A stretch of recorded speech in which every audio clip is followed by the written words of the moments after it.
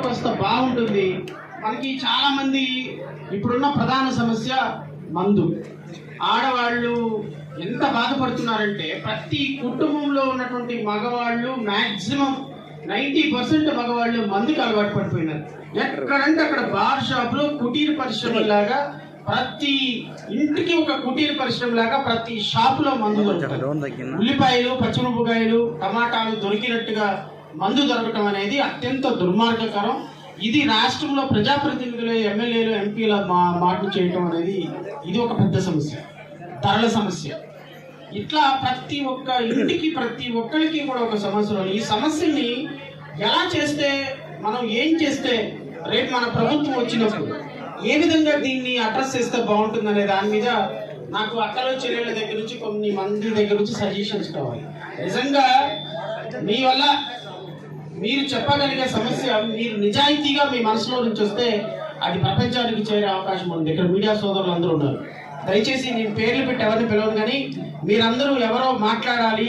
సమస్య ఒక సామాన్యమైనటువంటి గృహిణి సమస్య ఒక ఇంట్లో ఎలా ఉంది అని చెప్పడానికి ఎవరైనా ఆడ చెల్లె అక్క వస్తే నేను కొంచెం విని సంతోషపడచ్చు. మన కొలిమిగండ్ల నుంచి కావచ్చు, లేక కలవటాల నుంచి కావచ్చు, ఇక్కడ ఉన్న సమస్యలు ఏంటి అనేది, లోకల్ సమస్యలు ఏంటి అనేది ఒకసారి తెలుసుకోవాలని నాకు కోరిక ఉంది. ఎవరు చెప్తారు? 6 ఎకరాలు 7 ఎకరాల భూమి పోయింది. అడ్డాలు ముడతారుగా మమ్మల్ని నాశనం చేసింది గవర్నమెంట్. తీసుకొని మేము ఇప్పుడు తిని కూడా అన్నం లేకోకుండా పిల్లలకి ఏదైనా పెళ్లిళ్ళు చేసుకోలేక నిలబడిపోయినాము. ఏదో కొదవపు ఏదో పెట్టుకొని మా డబ్బులు ఎనికి ఇచ్చారేమో అంతో ఇంత పిల్లలను పెళ్లిళ్ళు చేసుకోవాలని ఉన్నాము. పోయేటుంటే అంత పోవాలి, లేకపోతే ఉండాలా భూమి. అంతే చాలు ఇంతే చాలు అంటున్నారు సార్. మాకు అందరితో సంసారం చేయలేకుండా మేము. మీకు ఎకరాకి ఎంత ఇచ్చినారమ్మా? ఎంత సార్? 2,000, 2 లక్షలు, 2 లక్షలన్నర ఇచ్చినారు. ఏమో సార్ ఇప్పుడు నా ఫ్యాక్టరీ రేటు మీ భూమి రేటు ఎంత ఉంది? 30 లక్షలతో ఉంది సార్. మీకు ఎంత ఇచ్చారు డబ్బులు? 2 లక్షలు ఇచ్చినారు. ఎకరాకు 30 లక్షలు ఉండే భూమికి 2 లక్షలు ఇచ్చారు. 2 లక్షలు ఇచ్చినారు. ఇంకా పొదపు అదొద్దు మేము తీసుకోమంటున్నారు. మాకు పందలతో, గాడులతో, బరగడ్లతో, జీవాలతో అల్లాడుతున్నాం సార్. ఏ ఫ్యాక్టరీ వాళ్ళమ్మా మీ పొలం తీసుకున్నది? రాంకోవాలి సార్. పిల్లలకు ఇంటికి ఒకటి ఉద్యోగం ఇస్తామన్నారు. పిల్లలకు చదువుకొని ఇళ్ళల్లో ఉన్నారు. పిల్లలకు ఏమి మాకు బోకులతో ఏదైనా ఏమంటే ఇవ్వకున్నారు. 60 ఏళ్ళకి వద్దంటున్నారు. మేము ఎట్లా బతకాలా?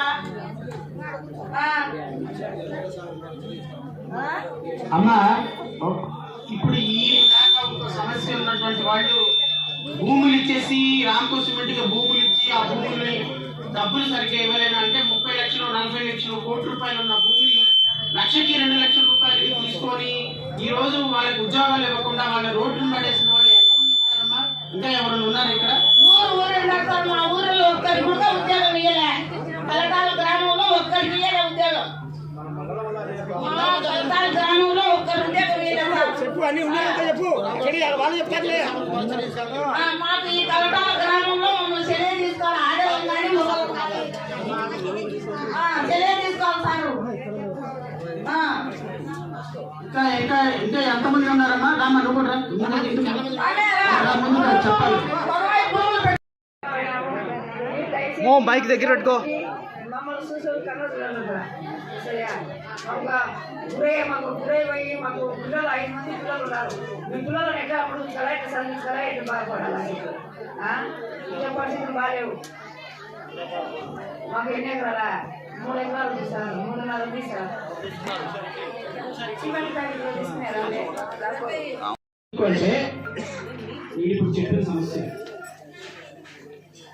ఈ రోజు ఈ ఫ్యాక్టరీ పెట్టడం వల్ల బాధపడుతున్నటువంటి చుట్టుపక్కల గ్రామ ప్రజలకి న్యాయం చేయాల్సింది రామ్కో సిమెంట్ యాజమాన్యం మాత్రమే.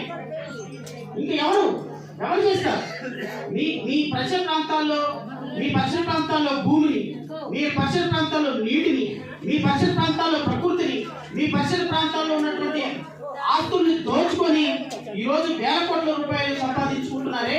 ఇప్పుడు ఈ ఈ ఈ పొల్యూషన్ అందరికీ బాధితులు ఎవరమ్మా? రామ్కో సిమెంట్ నుంచి వచ్చే పొల్యూషన్ కి బాధితులు ఎవరు చెప్పండి మీరు? నేనా? ఎవరు బాధితులు ఎవరు? కాదు, రామ్కో సిమెంట్ నుంచి వచ్చే పొల్యూషన్ వల్ల, ఆ కంపెనీ కుదిరే వ్యర్థాల వల్ల నష్టపోతున్న ప్రజలు ఎవరు? నేను కాదు, మీరు. చుట్టుపక్కల పరిసర ప్రాంతాలు, నేను అక్కడ విజయవాడలో ఉంటా, నాకేమీ కాలేదు. కానీ ఈ రామ్కో సిమెంట్ వల్ల బాధపడుతుంది లోకల్ గా ప్రజలు, చుట్టుపక్కల గ్రామ ప్రజలు, మీరు. ఈ గాలి ఏం లేక దేశాలు మొత్తం తిరుగుతున్నాం.